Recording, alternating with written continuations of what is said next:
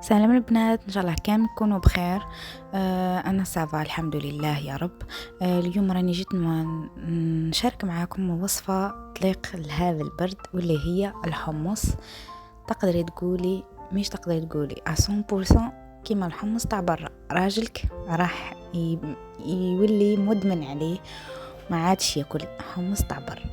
الوغ هنا بعد ما رنخت الحمص ليله كامله كما راكم تشوفوا، درت رحيت حبة بصلة مع سنينة ثوم، ودرت مغرف كبيرة كمون وشوية ملح برك وشوية زيت كما راكم تشوفوا. وسخنت لو طون اللي راني قاعدة نرحي فيه البصلة، كنت نسخن في الماء، لازم يكون سخون مليح.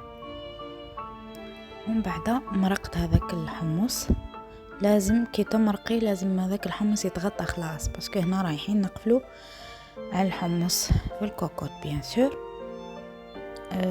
نقفلو عليها لمدة ساعة. شوفوا هنا بعد ما حليتها كيف ما الحبة تاع الحمص طابت الزبدة. نحي قيس مغرف تاع سقو، لالوش هم فما بليش خرين وش يقولوا لها، نحيتها ورحيتها ودرت معاها 4 مغارف خل ابيض، واللي ما كانش عنده خل ابيض نورمال دير الخل العادي. وبعد رديته في الحمص كما شفتوا. وهنا رايحه نحط الحمص تاعي في طبق تقديم، وكل واحد وش يحب يدير مع الحمص. انا درت البصله وشويه دبشه هريسه زيت زيتون. ولا ان شاء الله تجربوا الوصفه وتعجبكم. نخليكم البنات تهلاو في رواحكم، وماذا بكم تخليوا لي جيم مليح كيما نتوما كومونتير زوين كيفكم.